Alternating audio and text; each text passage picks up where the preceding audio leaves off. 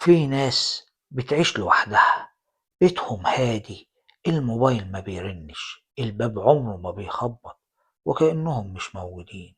تمر الأيام واللي حواليهم يفتكروهم سايبين الشقة أو مسافرين، بس الحقيقة إنهم لسه هناك موجودين، بس محدش بيسأل. السلام عليكم. يا رب تكونوا بخير. معانا النهاردة قصة جديدة، قصة بعنوان شقة رقم 18، تأليف وإعداد محمد نصر.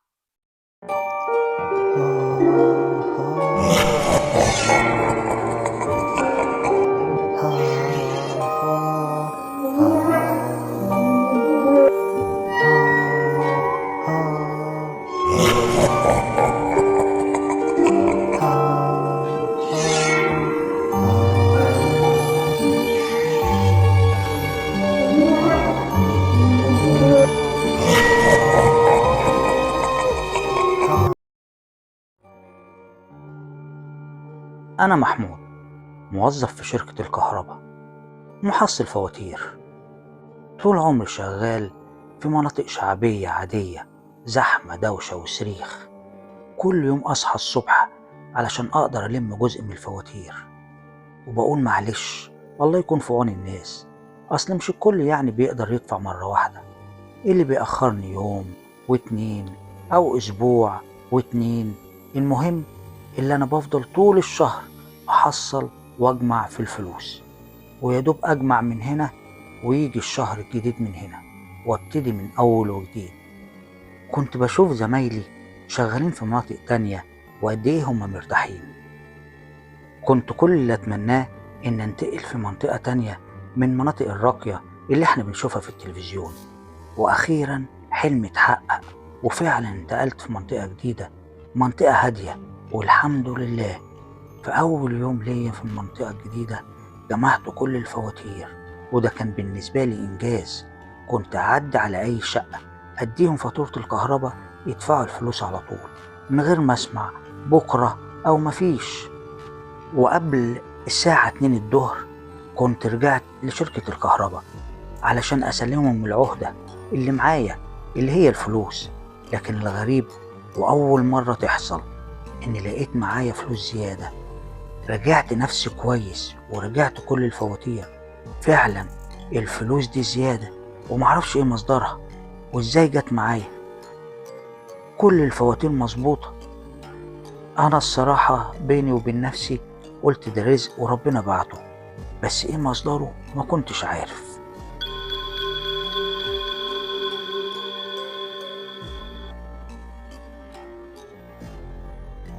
وجه تاني شهر ورحت علشان أحصل الفواتير، والحمد لله كل حاجة كانت ماشية تمام. بس المرة دي لفت نظري عمارة رقم 206، بالأخص شقة رقم 18. العمارة عمارة فخمة نضيفة وهادية، بس اللي كان ملفت باب الشقة رقم 18 كان مطرب ومش باين عليه النظافة قوي زي بقية الشقق. بس أصحاب الشقة كانوا ناس طيبين قوي. الأستاذ فتحي ومراته كان باين عليهم إنهم ناس محترمة جدا، وتقريبا كده كانوا على المعاش. بس كان فيهم حاجة غريبة، غريبة قوي. كان الأستاذ فتحي هو ومراته أول ما يفتحوا ليا الباب يقفوا ويبصولي ويبتسموا ويسألوني كام الفاتورة، ومجرد إن أقول لهم المبلغ كان يمد إيده في جيب الروب بتاعه ويطلع لي ظرف مقفول. والغريب إن جوه الظرف ده نفس المبلغ اللي أنا قلته، ولا زيادة ولا نقص. وشهر ورا شهر بدأت علاقتي بيهم تزيد، ومرة عزموني على الغدا، وده كان أول مرة ليا أخش الشقة عند حد، أقصد يعني عند عملاء. كانت الشقة زي ما يكون كده قديمة، لكن هي مش قديمة، ممكن تقول عليها مطربة، أو النور كان ضعيف جدا. المهم اللي أنا ما كنتش مستريح، مع إنهم قابلوني مقابلة جميلة جدا. حتى الأكل كان بارد، وأنا طبعا اديتهم عذرهم إنهم ناس كبيرة في السن. وفضلت على الحال ده كام شهر، وكل شهر ألاقي مبلغ زيادة وأنا بسلم العهدة. أنا كنت هتجنن، أنا براجع كويس كل مرة، لكن أنا مش عارف الزيادة دي جاية منين. لكن في شهر من الشهور أنا لاحظت إن المبلغ الزيادة ده اللي لقيته هو نفس المبلغ اللي كان في ظرف الأستاذ فتحي صاحب الشقة رقم 18 عمارة 206. رجعت على الفواتير كلها علشان أطلع فاتورة الأستاذ فتحي علشان أتأكد، لكن المفاجأة أنا ملقتش أصل الفاتورة، مش موجودة. دخلت على طول على مكتب المدير وسألته على الفاتورة دي، والمفاجأة المدير قال لي إن مفيش فاتورة طالعة بالشقة دي، وأكد ليا إن العنوان ده والشقة دي ملهاش فواتير علشان مغلقة. أنا روحت بيتي وأنا دماغي ما وقفتش من التفكير، في حاجة غلط. تاني يوم الصبح قررت إني أروح العمارة، وفعلا رحت سألت البواب هو مين اللي ساكن في الشقة رقم 18.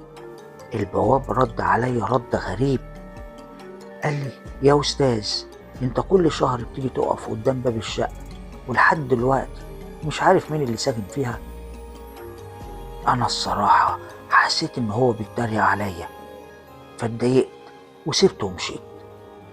لكن الموضوع ده كان شاغلني طول الشهر، وما صدقت إن الشهر الجديد جه وأخدت كل الفواتير ورجعتهم فاتورة فاتورة، واتأكدت إن فاتورة شقة رقم 18 في عمارة 206 مش موجودة.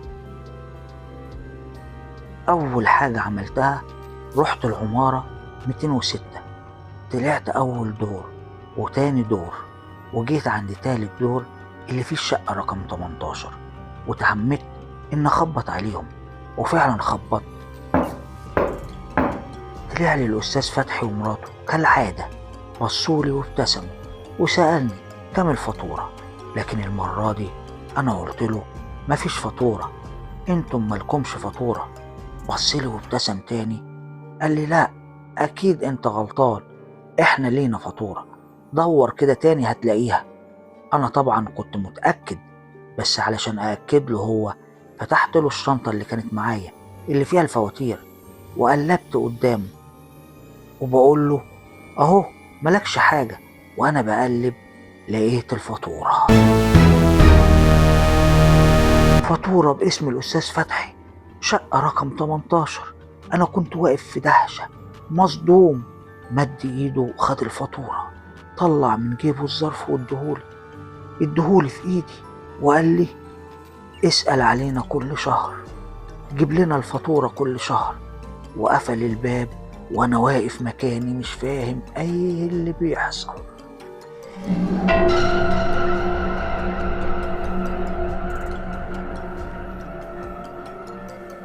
جريت على طول على الشقة رقم 17، خبطت عليها، فتح لي الأستاذ مدحت وقال لي أهلا يا محمود، كل شهر وانت طيب. أنا قلت له بسرعة أنا آسف يا أستاذ مدحت، أنا بس كنت عايز أسأل سؤال، هو مين اللي ساكن في الشقة رقم 18؟ الأستاذ مدحت بصلي ورد عليا نفس رد البواب وقال لي انت كل شهر بتيجي تقف قدام باب الشقة ومش عارف مين اللي ساكن فيها. لكن المرة دي أنا رديت عليه وسألته ممكن توضح لي أكتر؟ قال لي يا محمود انت كل شهر بتيجي تقف قدام الشقة، تفضل واقف قدام الباب 10 دقايق 15 دقيقة وتاخد بعضك وتمشي. يعني انت لحد دلوقتي ما فهمتش ان الشقة مش ساكنة، الشقة فاضية يا محمود. أنا اصطدمت، ما كنتش عارف أرد عليه، سبته ونزلت على طول من غير ما أقول له أي كلمة.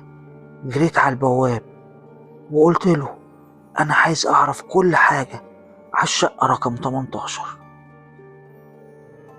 البواب بدأ يحكي يا أستاذ محمود، شقة رقم 18 كانوا ساكنين فيها ناس طيبين، الأستاذ فتحي ومراته كانوا موظفين في الحكومة، لكن موظفين ليهم كلمة، كانوا بيخدموا كل الناس، لكن كانوا عايشين لوحدهم، ما كانش عندهم أولاد، وما كانش حد بيسأل عليهم خالص، حتى كانت طلباتهم قليلة، كان كل فين وفين لما يبعتوني مشوار. ومن سنتين كده ظهرت ريحة وحشة في العمارة، لحد ما السكان اشتكوا وأجمعوا كلهم إن الريحة دي طالعة من الشقة رقم 18. وفعلا السكان كلهم اتلموا وقعدنا نخبط علشان نفتحوا، لكن محدش فتح. بلغنا البوليس على طول، ولما البوليس جه شفنا إن محدش يقدر يستحمله. إحنا شفنا الأستاذ فتحي ومراته هما الاتنين ميتين، الله يرحمهم، وشبه متحللين، ومن ساعتها والشقة مقفولة. لكن يا أستاذ محمود، السكان كلها بقوا يشتكوا من الأصوات اللي بتيجي من الشقة، وعشان كده أنا كنت مستغرب أنت إزاي كل شهر كنت تيجي تقف قدام الباب ما بتعملش أي حاجة. أنا كنت فاكرك أنت بتقف تسمعهم أو خايف من الأصوات اللي جوه. أنا في اللحظة دي جسمي كله بدأ يترعش، حسيت إن جسمي كله سخن وتقريبا كده مش عارف أقف على رجلي. البواب لاحظ وسألني: أساعدك يا أستاذ محمود؟ أجيب لك كرسي؟ أنا ما رديتش عليه، خدت بعضي ومشيت. مشيت وأنا تفكيري مشلول، مش عارف أنا رايح فين ومش عارف أفكر في إيه. كنت ماشي زي التايه لحد لما لقيت نفسي وصلت البيت، مع إني ما كملتش باقي شغلي. أول حاجة عملتها دخلت الشقة، فتحت الظرف اللي فيه الفلوس بتاع الأستاذ فتحي، لكن المرة دي لقيت ورقة مع الفلوس.